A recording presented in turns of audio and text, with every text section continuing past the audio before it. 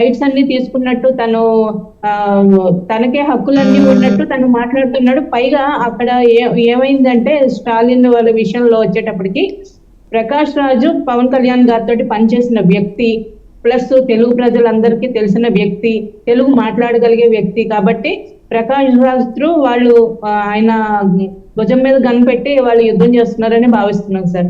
Right. Anchor Shyamala తర్వాత వైసీపీలో చేరే అధికార ప్రతినిధి గారు ఆవిడ నిన్న ఒక వీడియో రిలీజ్ చేశారు. ఒకసారి అది చూద్దాం, ఆవిడేం మాట్లాడారో చూద్దామండి.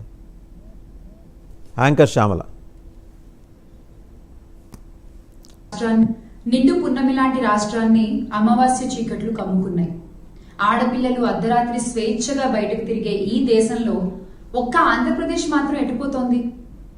ఓట్ల కోసం గ్యారంటీలతో ప్రజల్ని బురుడి కొట్టించి అధికారంలోకి వచ్చిన ఈ కూటమి పాలనలో పసిబిడ్డలు సైతం జంకుతున్నారు.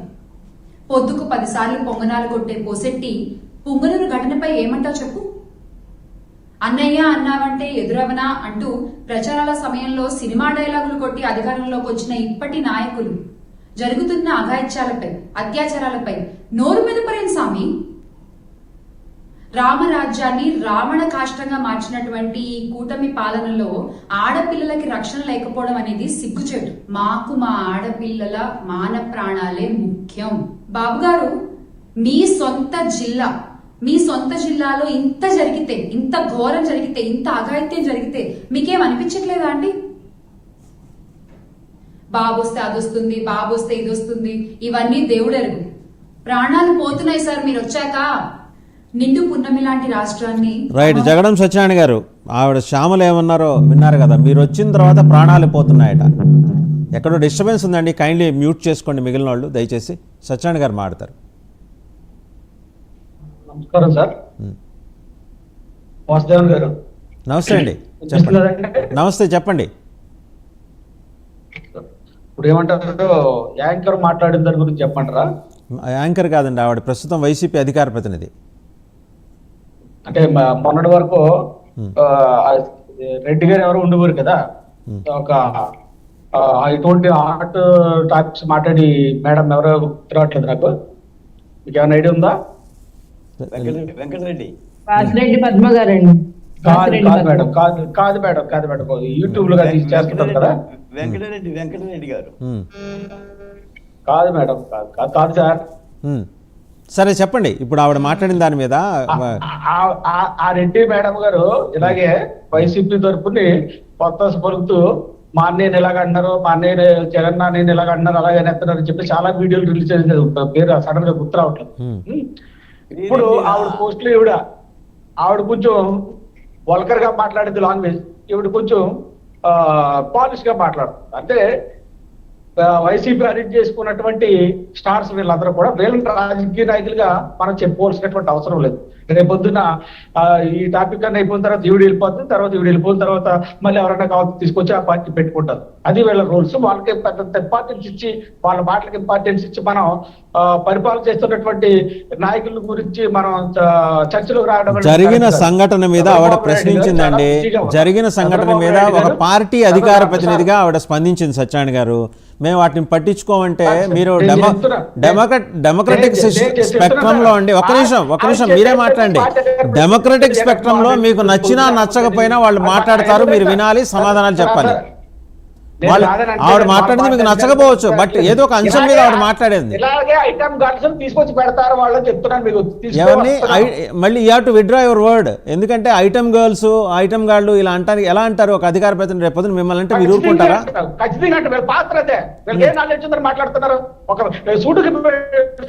మీరు ఇవ్వండి, మీ నాలెడ్జ్ సెంటర్ లో కూర్చోబెట్టి వాళ్ళకి నాలెడ్జ్ ఇవ్వండి. మీ నాలెడ్జ్ సెంటర్ లో కూర్చోబెట్టి వాళ్ళకి నాలెడ్జ్, జ్ఞానం, వాళ్ళకి జ్ఞానం ప్రసాదించండి సార్. సత్యనారాయణ గారు, ఇట్లా వీళ్ళకి నాగరికత, సంస్కారం తెలియని వాళ్ళందరినీ మీరు కూర్చోబెట్టి సంస్కరించి పంపించండి. ఆవిడ అసలు ఏం మాట్లాడటానికి వీల్లేదంటే కరెక్ట్ కాదు కదా. ఇలాగే మొన్నటి వరకు కూడా రోజా గారు కూడా ఇలాగే నోరు పారేసుకున్నారు. అనంత యాక్టర్ కాబట్టి ఆవిడ కొంచెం యాక్ట్ చేయగలిగింది, హావభావాలు చూపించగలిగింది అని చెప్తున్నాను. ఈవిడ సాఫ్ట్ గా చెప్తున్నాను. ఐటమ్ గార్లు అంటే ఐటమ్ గార్లు ఏంటంటే సాంగ్స్ ఉపయోగించి వర్డింగ్ కాదు నేను మాట్లాడతాను రాజకీయంగా. సార్ అయితే చంద్రబాబు నాయుడు గారు చాలా బిజీగా ఢిల్లీలో రాష్ట్రానికి రావాల్సినటువంటి రైల్వే జోన్ కానీ లేకపోతే స్టైల్లో స్టీల్ ప్లాంట్ కలిపే విధానాన్ని కానీ ఇంకా పోలవరం గురించి కానీ అమరావతి గురించి కానీ అనేక కార్యక్రమాలతో ఆయన బిజీగా ఉంటే వీళ్ళకి ఏమీ లేకుండా ఇటువంటి కప్పదాటు రాజకీయాలతో మరి వైసీపీ పొందలేనటువంటి విమర్శలు చేస్తుంది. ఎందుకంటే దానికి కారణం నిజంగా ప్రజలు 11 సీట్లతో వాళ్ళని ఆపేయడమే. మనం అప్పుడప్పుడు అనుకుంటున్నాం, అప్పుడు కూడా 23 కాదు తెలుగుదేశం పార్టీకి కావాల్సినటువంటి ఫిగర్ కనీసం ఒక 56-75 వరకు వస్తుంటే పరిపాలన గాడిలో వస్తుందని చెప్పేసి ఇప్పుడు కూడా ఈ విధంగానే ప్రజాస్వామ్యం వచ్చింది కాబట్టి ప్రజలు వీళ్ళకి 11తో మ్యాండేట్ ఇచ్చి ఆపేశారు కాబట్టి వీళ్ళు మారే పరిస్థితి ఎక్కడ కనబట్టలేదు. ఒక పెద్ద అయిన చంద్రబాబు నాయుడు గారు పరిపాలన కోసం మనం మాట్లాడుకొస్తే ఒక్కొక్కటి గాడిలో పెట్టుకుంటూ వస్తున్నటువంటి సందర్భంలో ఈ లడ్డు వ్యవహారం వచ్చింది. ఈ లడ్డు వ్యవహారంలో కల్తీ జరిగిందా లేదా లేకపోతే సనాతన ధర్మం ఇవన్నీ మాట్లాడుకునేటప్పుడు ఇందాక బాలకోటయ్య గారు అన్నారు చెప్పారు.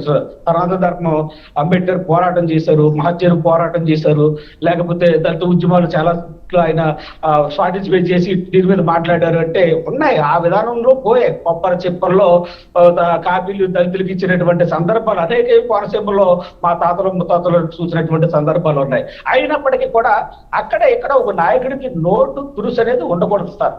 ఏ నాయకుడికైనా సరే, మా పార్టీలో ఉన్న నాయకులకైనా సరే, ఆ పార్టీలో ఉన్న నాయకులకైనా నోటు దురుసు వ్యవహారం తెచ్చినట్టు అసలైనటువంటి పాలిటిక్స్ డైవర్షన్ అయిపోయి ఇటువంటి చర్చకు రావాల్సినటువంటి పరిస్థితి వస్తుంది. ఈరోజు దువ్వాడ శ్రీనివాస్ అంతా మనం తీసుకొచ్చి అతను పర్సనల్ వ్యవహారాలను ఈరోజు మనం చర్చించుకోవాల్సిన పరిస్థితి. పర్సనల్ వ్యవహారం అతను ఒక ఎమ్మెల్సీగా ఉన్నటువంటి వ్యక్తిని మనం ఉన్నాడు కాబట్టి మనం చర్చించుకోవాల్సిన పరిస్థితి వచ్చింది. కానీ పార్టీ అక్కడ ఏం చేసింది, ఇన్ఛార్జ్ వ్యవస్థ నుంచి మాత్రం ఇందాక మన తమ్ముడు లక్ష్మణ్ అయితే చెప్తున్నాడు, ఇన్ఛార్జ్ నుంచి తొలగించారండి. ఇన్ఛార్జ్ నుంచి తొలగించడం పార్టీ నుంచి తొలగించారు అటువంటి వ్యక్తుల్ని. పబ్లిక్ గా అతను ఇద్దరు అనుకున్నటువంటి బాధ్యత కూడా ఏం మాట్లాడుతున్నారు. ఒక ఆవిడ విదేశాల గురించి మాట్లాడుతుంది, ఇక్కడ నుంచి ఇక్కడ ఐటమ్స్ చేసి ప్రజలను మభ్యపెట్టే కార్యక్రమం లీవుడు ఉంటుంది. అక్కడ ప్రజాధనం లూటే అయ్యే పరిస్థితి కనబడే పరిస్థితిలో ఆ నియోజకవర్గంలో అతని కోటాలో ఎమ్మెల్సీ హోదాలో ఎన్నో కార్యక్రమాలు చేయవలసినటువంటి మనిషికి ఇటువంటి దాంట్లో ఇరుక్కుపోతుంటే జగన్మోహన్ రెడ్డికి కళ్ళు కనబట్టలేదు ఏంటని చెప్పేసి నేను కూడా మీ ద్వారా ప్రశ్నిస్తూ ఉన్నాను. ఎందుకంటే పార్టీ నుంచి ఇటువంటి సస్పెండ్ చేస్తే తప్పేంటి? చంద్రబాబు నాయుడు గారు మనం సస్పెండ్ చేశారు కదా. అలాగే తర్వాత ఇంకా నోటు దురుసు ఉండకూడదని చెప్తున్నాను. అసలు తప్పు లక్ష్మణ్ కూడా చెప్పాడు ఇందాక. రఘురామకృష్ణరాజు గారు వైసీపీలో ఉండగా బాగా విమర్శిస్తున్నారని చెప్పి మేము కూడా భావించాం. స్వయంగా ఆయన భీమవరం వస్తే స్వయంగా నేను కూడా వెళ్ళి కలిసి మంచి నాయకుడు అని చెప్పేసి అభినందించడానికి తర్వాత ఎమ్మెల్యే అయ్యారు. ఎమ్మెల్యే అయిన తర్వాత ఏం చేశారు, ఆయన చాలా మంది దళితులకు వ్యతిరేకంగా మారే పరిస్థితికి వచ్చింది. ఆయన వ్యతిరేకంగా మారడం వల్ల తెలుగుదేశం పార్టీ వైపు కూడా ఇటువంటి వ్యక్తులకి ప్రోత్సహిస్తున్నారని చెప్పేసి ఒక లెక్కలో అయితే దళితులు మళ్ళీ ప్రారంభమయ్యే పరిస్థితి వచ్చింది. అతనికి బాధ ఎందుకు? ఒక అంబేద్కర్ ఫ్లెక్సీని అతను స్వయంగా ఒక అధికారిని పిలిచి అక్కడ ఏమైనా ప్రాబ్లం ఉంటే ఒక ఎంఆర్ఓను ఒక కలెక్టర్ వాళ్ళు పిలిచి మాట్లాడుకోవచ్చు. ఆయన స్వయంగా తీసే పరిస్థితి ఇలా కనబడింది. నేను పార్టీలో కూడా ఎందుకు మాట్లాడుతున్నానంటే ఇటువంటి నోటు దురుసు వాక్యాలు ఎక్కడ కూడా నాయకులు చేస్తే ఆయా పార్టీలు చాలా ఇబ్బందులు ఉంటాయి ఖచ్చితంగా. అలాగే ఈ రోజు దువ్వాడ శ్రీనివాసరావు కానీ లేకపోతే ఇందాక మాట్లాడినటువంటి మేడమవారు కానీ అంటే మీరు చెప్పినటువంటి వైసీపీ అధికార ప్రతినిధి మాట్లాడుతూ పార్టీకి నష్టాలు జరుగుతుంటాయి. మా పార్టీ కూడా నష్టం జరుగుతున్నాయి. మన కూడా అవసరం ఉంది. ఎక్కడేమో ఒక పక్క ఇతర డాక్టర్ని చంపేశారని మేము చెప్తున్నాం. సుధాకర్ లాంటి వ్యక్తిని చంపేశారు. ఆ కేసు ఏమైంది? ఆ కేసు మా ప్రభుత్వం డీల్ చేస్తుందో లేదని చెప్పి ఎంతమంది దళితులందరూ ఎదురు చూస్తున్న మళ్ళీ నానాజీ వచ్చి ఒక డాక్టర్ మాస్క్ లాగి కొట్టడం, ఇవన్నీ కూడా పార్టీలకి మధ్య మా పార్టీకైనా ఏ పార్టీకైనా ఇటువంటి నోటు దొరుకుతున్నటువంటి వ్యక్తిని ప్రజాస్వామ్యంలోకి రానివ్వకూడదు. మరి మీ పార్టీలో ఏం చర్చించుకోవట్లేదా సత్యనారాయణ గారు? ఇటువంటి వ్యవహారాలు జరగకుండా అన్ని పార్టీలు జాగ్రత్త పడకపోతే ప్రజాస్వామ్యానికి చాలా ముప్పు వాటిల్లే పరిస్థితి. సత్యనారాయణ గారు, నేను ఎందుకు చెప్తున్నాను, రఘురామకృష్ణరాజు గారి ఎపిసోడ్లో మీ పార్టీలు ఏం మాట్లాడుకోలేదా? మీకు కూడా వాళ్ళకి క్రమశిక్షణా సంఘాలు ఉన్నాయని అడిగారు. మీకు అసలు బ్రహ్మాండమైన క్రమశిక్షణా సంఘం, బ్రహ్మాండమైన నాలెడ్జ్ సెంటర్ ఉన్నాయి కదా, ఇవి మాట్లాడుకోవట్లేదు అక్కడ వాటి మీద? ఒక మాట అనేసి బాబు మీకు ధనం అంటే సరిపోద్దా సార్? ఒక ప్రజాప్రతినిధి మాట అనేసి మీకు ధనం అంటే సరిపోద్దా? నేను పార్టీ పరంగా మాట్లాడే పరిస్థితి కాదు ఇక్కడ చెప్తున్నాను మీకు. ఎందుకంటే అటువంటి నోటు దురుసు వ్యవహారాలు ఏ రాజకీయ నాయకుడికి ఉండకూడదు అని చెప్తున్నాను. ఇందాక మరి తమ్ముడు సునీల్ కుమార్ వ్యవహారం గురించి చెప్పుకొచ్చాడు. సునీల్ కుమార్ వ్యవహారం ప్రభుత్వం తన పని తను చేసుకెళ్లే పరిస్థితుల్లో వ్యవహారం నడుస్తూ ఉంది. అది మీరేదో ఒక నెలకి సరిపడా ఐటమ్ లా తీసుకొచ్చి ప్రజల్ని పక్క పెడతారనే పరిస్థితి మనం మాట్లాడుకోవద్దు. సోషల్ మీడియాలో అడుగుతున్నారండి, జనం అడుగుతారు. బాలకోటయ్య గారు అడిగారు, బహుజన ఉద్యమ నేత, ఆయన కూడా అడిగారు. అధికారులు ఉపయోగించుకుంటూ బయటగా రాజకీయాన్ని మొప్పుకుంటూ వచ్చిందో ఆ అధికారాన్ని తుడిచిపెట్టుకుంటూ ఈ పరిపాలన సాగాలని చెప్పేసి మేము మనస్ఫూర్తిగా కోరుకున్నటువంటి వ్యక్తులు, మార్పు కోరుకున్నటువంటి వ్యక్తుల్లో చాలా మంది మారినటువంటి వ్యక్తుల్లో ఇటువంటి వ్యక్తులు వెనకాల్సి రావాల్సినటువంటి పరిస్థితి లేదు. ఎందుకంటే సునీల్ కుమార్ గారు కూడా జగన్మోహన్ రెడ్డి గారికి ఒత్తాసు పలికినటువంటి సందర్భాలు మనం చూసాం. అందుకే కదా రఘురామకృష్ణరాజు గారిని టార్గెట్ పెట్టారని చెప్పేసి అక్కడ వాచ్మెన్ కూడా చెప్పినటువంటి పరిస్థితి ఉంది. అక్కడ ఉన్నటువంటి పెట్టారు సార్, అది నిజం సార్, సునీల్ కుమార్ గారు అన్న టీము రఘురామకృష్ణరాజు గారిని టార్గెట్ పెట్టిందని చెప్పేసి వాంగ్మూలం వచ్చింది కదా. మరి ఇటువంటి పరిస్థితులు వచ్చినప్పుడు చట్టం ఆ విధంగా వెళ్ళడంలో తప్పేమీ లేదు. కానీ నెలకొక ఐటమ్ తీసుకురాకుండా అసలు దళితుల పట్ల గత వైసీపీ ప్రభుత్వం ఏమైతే చేసిందో అన్నింటిలో కూడా ఏమైతే అనుకున్నాం మనం 1 by 1 గట్టు పట్టాలెక్కి దళితుల యొక్క మనోభావాలు కాపాడుకోవాల్సిన పరిస్థితి మా పార్టీ భయపడే ఈ రోజు ఉందని చెప్పేసి నేను మీ ద్వారా కోరుతా ఉన్నాను. బాలకోటయ్య గారు మాడతారు ఒకసారి. బాలకోటయ్య గారు చాలా అంటే సెల్ఫ్ కాంట్రడిక్టరీ ఇష్యూస్ అన్ని తెలుగుదేశం నాయకులు తెర మీద తీసుకొచ్చారు.